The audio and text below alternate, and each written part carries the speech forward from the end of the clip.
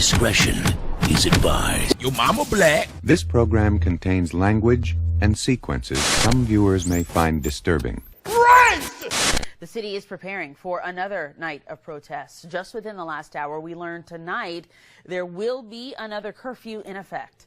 WBTV's Ben Williamson was there as Charlotte's mayor and police chief once again addressed the media.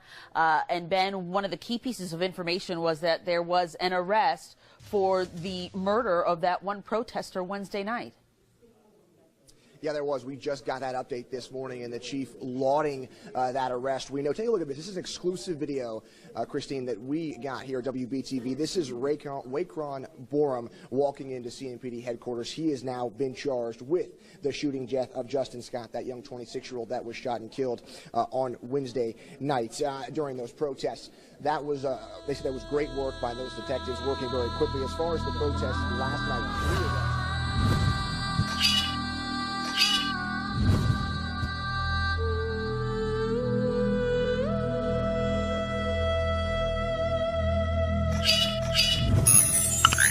few nights I've been very proud of our officers, our men and women that are out on the streets. I've been very proud of my members, the Fraternal Order Police, and their conduct out there, how they're handling themselves. I still say that this is not Charlotte that's out here. These are an outside entities that are coming in and causing these problems. These are not protesters, these are criminals. Protesters fight for a cause. They sit down and discuss it. These are protesters that commit crime. They're criminal. They're out here for a different purpose. They're not here to resolve issues and resolve problems. They're out here for their own good. So you're saying that all the people on the streets are not from Charlotte? Well, I'm not saying all the people, but we've got the instigators that are coming in from the outside. I mean, you've heard reports even last night. They were coming in on buses from out of state. If you go back and look at some of the arrests that were made last night, I can about say that probably 70% of those had out-of-state IDs. They're not coming from Charlotte. Yeah, we've got some people here in Charlotte that are upset because they don't have the answers. Well, we don't have all the answers either, and that's why we have to trust in our system and do a thorough investigation to get to all the answers. Don't shoot him. Don't shoot him. He has no weapon. He has no weapon. Don't shoot him. Don't shoot him. Don't shoot him. He didn't do anything. He doesn't have a gun. He has a TBI. He's not going to do anything to you guys. He just took his medicine. Keith, don't let them break the windows. Come on out the car. Keith, don't do it. Keith, get out the car. Keith, don't you do it. Don't you do it. Keith, don't you do it. Did you shoot him? Did you shoot him? Did you shoot him? He better not be fucking dead. He better not be fucking dead. I know that fucking much. I know that much. He better not be dead. I'm not going to come near you. I'm going to record, though. I'm not coming near you. I'm going to record, though. He better be alive, because I'm coming. You better be alive. How about that? Yes, we're over here at 9453 Lexington Court. These are the police officers that shot my husband, and he better live. He better live, because he didn't do nothing to them. He good. Ain't nobody touch nobody, so they all good. I know he better live. I know he better live. How about that? I'm not coming to you guys, but he better live. He better live. Y'all hear this and you see this, right? He better live. He better live. I swear he better live. Yep. He better live. He better fucking live. He better live. Where is... He better fucking live, and I can't even leave the damn... I ain't going nowhere. I'm in the same damn spot. The fuck? That's okay. Did y'all call the police? I mean, did y'all call an ambulance? All right, joining me now is Minister C.Y.M.I, the president of the NAACP in the Charlotte-Mecklenburg branch. Good morning, and thanks for being here. Good morning. Thank you. Should police release that video? Absolutely. Absolutely. We're calling for transparency. And at the end of the day, if we want to really begin to build a better relationship, then be transparent. It starts there. Have police, to your knowledge, thought about inviting a member of the Scott family to view that tape and maybe NAACP officials as well? The NAACP has not been asked to come and view the video. My understanding is that the Scott family is going to be given the opportunity to do so. If it's done, I'm not sure when, but I'm hoping that it's done very soon. Have you talked to any members of the Scott family? I haven't, as of Tuesday, I have not spoken to anyone, no. So what did they tell you on Tuesday? They were still in the throes of pain. Many of them were still crying, some hysterically crying, and some were just in a daze. They had just lost their dad and in mourning. But we did discuss who their father was to them, the kind of person he was in terms of his character, how loving he was, not only to them but to other members and children in the community. He was well loved. We heard that from the children as well as neighbors and friends. Even if police release video of the incident involving Mr. Scott, I suspect that some members in the community still won't believe what went down, you know, as they watch that, won't believe that videotape tells the whole story. How do you get past that? At the end of the day, you know, a video may show a different perspective depending on the angle. And so if we don't have many different angles, you may not get the full picture. I think the most important part is the contrast in him having a book versus a gun. But in my mind and in most of the community's mind, it really doesn't matter if he had a gun. It really doesn't matter if he had a gun. It really doesn't matter if he had a gun.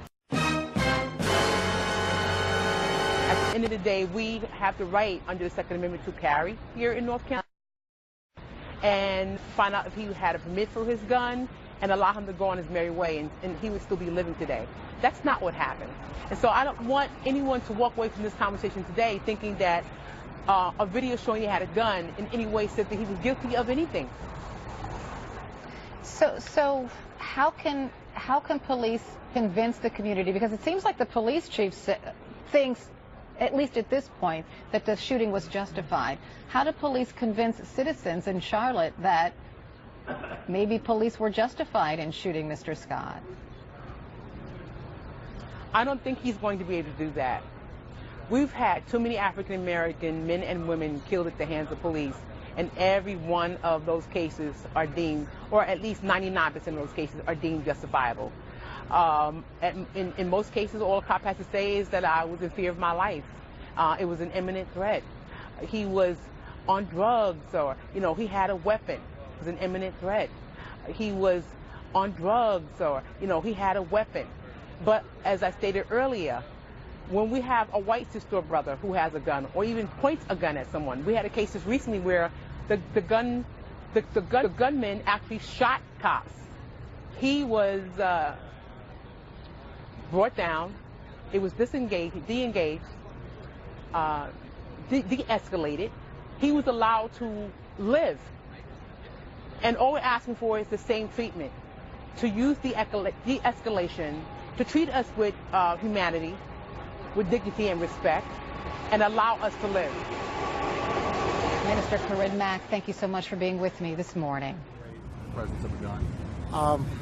There's a lot of things there. We're evaluating them, and at some point we'll make a further statement to the public about our position. Any timeline on that?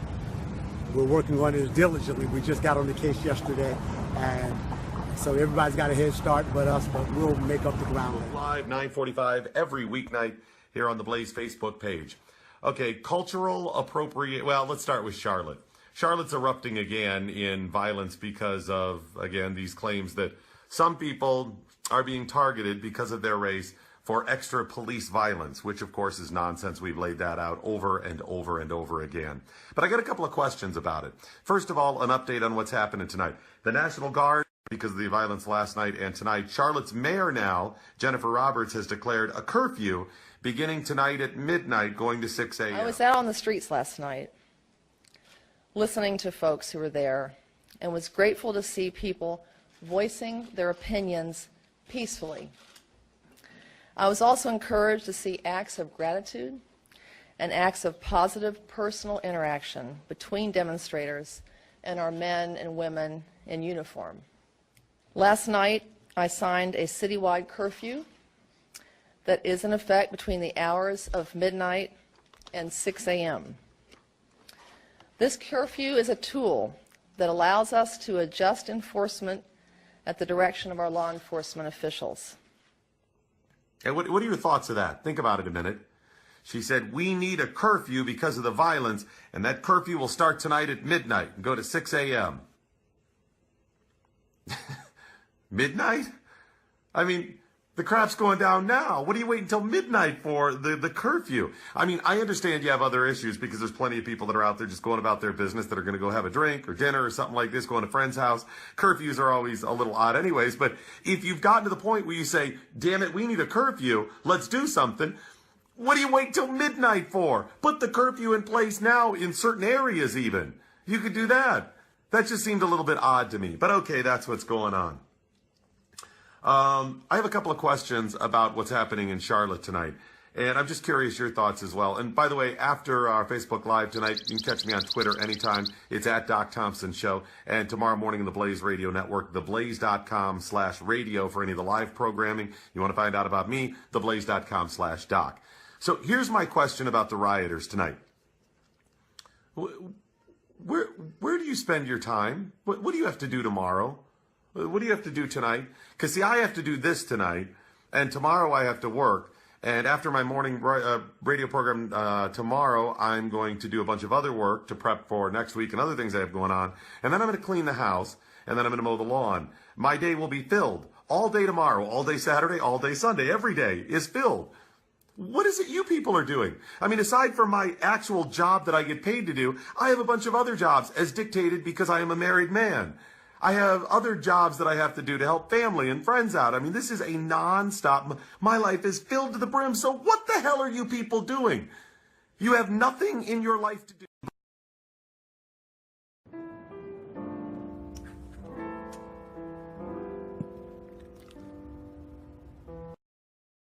What the hell are you people doing? You have nothing in your life to do but protest. This is it? This is what you have? By the way, as we touched this morning on our radio broadcast, I'm tired of the word protest because it's no longer a protest. In fact, I had to catch myself there just calling it a protest. It's a riot. If you're burning crap down, you're an arsonist. If you're stealing stuff, you're a thief. If you're killing people, you're a murderer. Let's stop calling them protesters, okay? I mean, some people are out there truly protesting, have an issue, they've peacefully assembled, great, I get it. But a lot of them are criminals, and it's about time we started calling them that. Protesters. It's so ridiculous. And what is this all based on? Of course, the alleged belief that racism is running so rampant with police across America that they are willing to kill because they are racist. Whether it's overt racism or some institutionalized, subversive racism, that's what's at the bottom of it all. California Congressman Darrell Issa right now joining us live. Congressman, thanks so much for joining us this morning. It is good to have you. Your reaction, first off, to the protests that we're seeing this morning in Charlotte. Well, I think 7 years ago, the norm in the United States would have been give police the benefit of the doubt.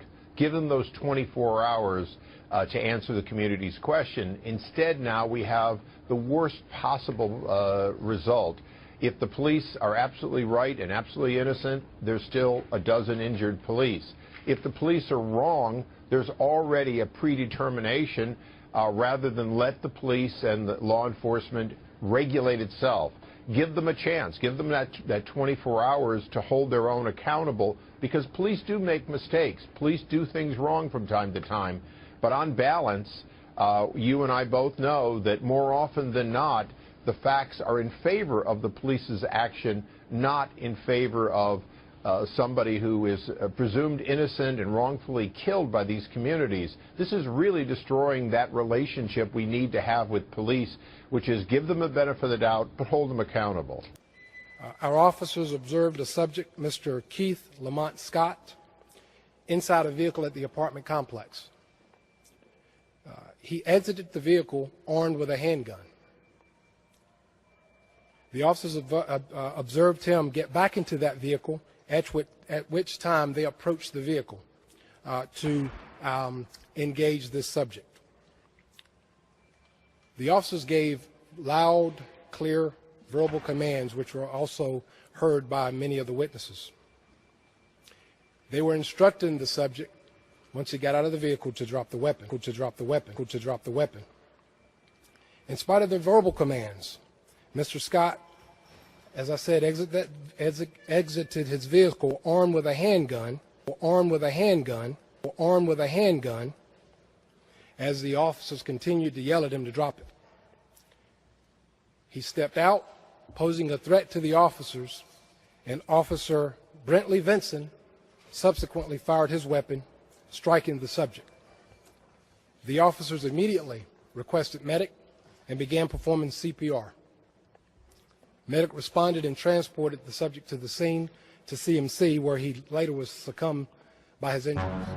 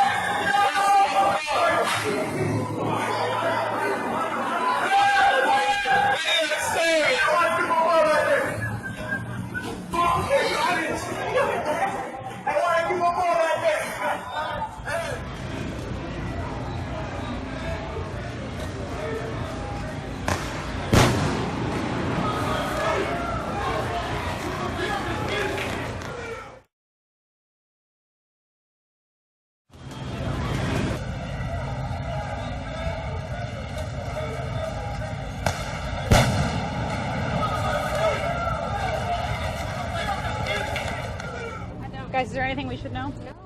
Just know that all white people are fucking devils. And make sure you air that one. Air that shit. Now. Don't take that all down. white cops are fucking devils and white people. Y'all are fucking devils. I don't like none of you motherfuckers. No, I don't. Guys, is there anything we should know? No. Just know that all white people are fucking devils. And make sure you air that one. Air that shit. Now. Don't take that all down. white cops are fucking devils and white people. Y'all are fucking devils. I don't like none of you motherfuckers. Suspend due process. Would you arrest, Reverend, those who got so violent that they set fire to vehicles, they set fire to retail establishments, they broke in and looted those establishments? Would you say you are disgracing the message of Dr. King, and I will not support that behavior? Well, you disgrace the message of Dr. King, you don't do justice and love mercy. I mean, don't pull Dr. King, make him a cover for That's not what I asked. Would you say that? No, you went one step too far there. But Dr. King, looking at the riot in L.A., said when it hits that point, it's extreme. He said the voices of the unheard, that's people lose it at some point in time. People can. So you condone their losing and justify what they did. Can you imagine for a moment if we had this many black police shooting white folk in the back? What would your response be? No. It would be the same. No, you're not telling me. Reverend, you're not telling the truth. Many black police shooting white folk in the back, you what are would an you do? apostle of Martin Luther King, who advocated peaceful protests. You are justifying what happened last night when a lot of those people went way beyond. I still advocate peaceful protests. You didn't quite answer my question. Say, if this many whites have been shot by blacks in the back, what would be the response? I wouldn't break into Macy's. I wouldn't break into any store. I would peacefully protest my rage, as is my right as an American, as is your right as an American. But you are being very colorblind about it, right? You are taking that, right? You are taking that, right? You are taking the side. You think everybody would take a pattern of white, as opposed to calling it retribution and why would blacks shoot whites? You think it would be as peaceful as you are? If I generalized about races the way you just did about these incidents with police shootings, you would be all over me. This is not generalization. This is specific. Walter Scott is specific. You're saying all 680 cases of these shootings were that way. You're saying, without even acknowledging all the violence of black on black crime in Chicago, and saying it's no big deal. Well, I'm not going to pay attention to that. Well, in Chicago, you have 3,000 shot. You have 500 killings. And what have you said? An awful lot, and preach a lot of the funerals in this source of pain. But where's the rage over that? Well, the rage has been expressed. One rage was expressed when they covered up the killing of a kid, LaGuan McDonald's, 14 months.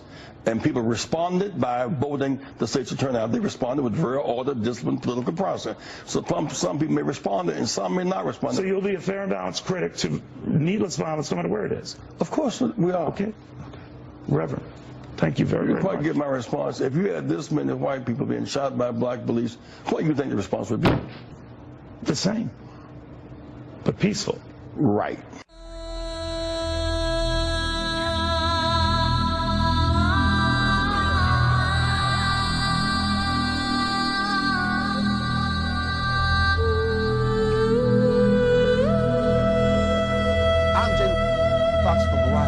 In the nation's largest independent.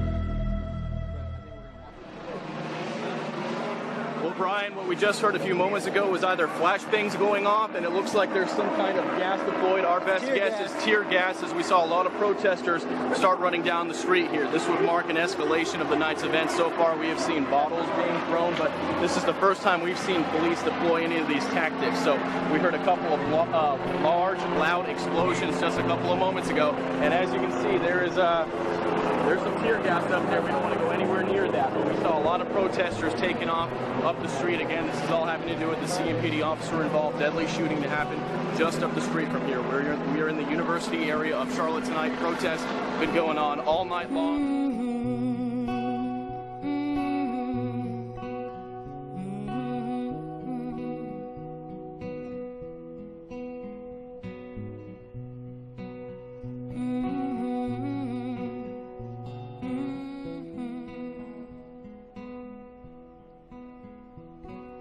People downcast in despair see the disillusion everywhere, hoping their bad luck will change. Gets a little harder every day. People struggle, people fight for the simple pleasures in their life. The trouble comes from everywhere. It's a little more than you can bear. Know that it will hurt. And our officers acting heroically. We're just trying to de-escalate the situation and resolve it as peacefully as possible. Things are and the way they've been, and the way they've always been.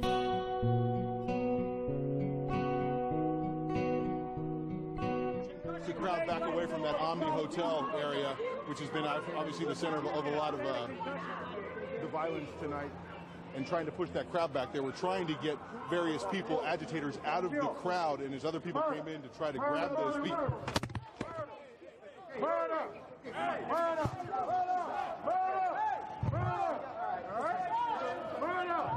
Ed, are you okay? Yeah, we're fine, Anderson, we're fine. So just someone taking out their frustrations on me. Right.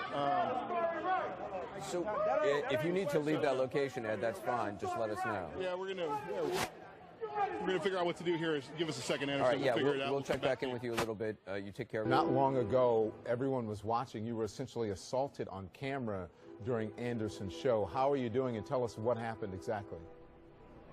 Well, we were just doing the report, and I didn't see it coming. I just all I heard was someone yelling at me that I needed to, quote, tell the truth. And next thing you know, got kind of blindsided. Now, oddly enough, I'm trying to find the guy. There was a guy that just came up to me a few moments ago and told me he was the one that knocked me out. I didn't see the guy, and he came up to me and actually hugged me and apologized for what he had done. I asked him what had happened, what made him so angry, and he couldn't really explain anything. So, but oddly enough, I've lost him now. I'm trying to find him again. Kind of just another odd moment in this surreal evening.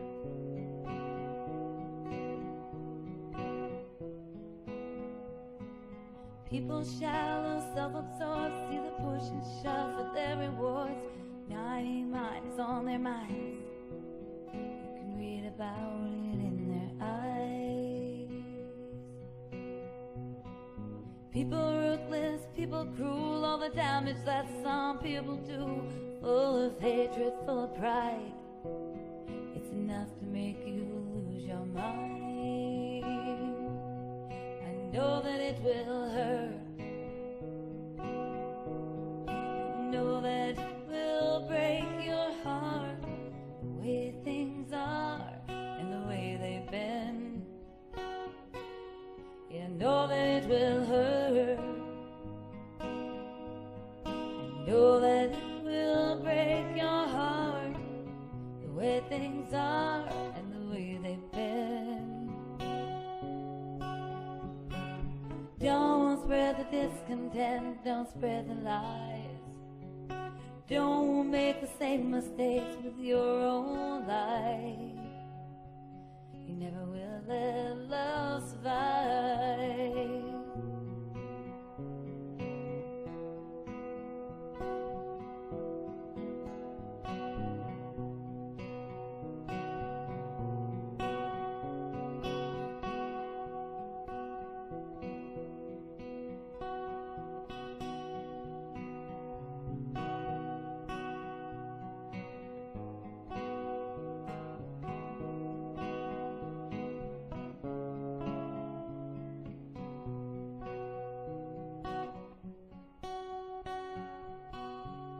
I know that it will hurt. I know that it will break your heart.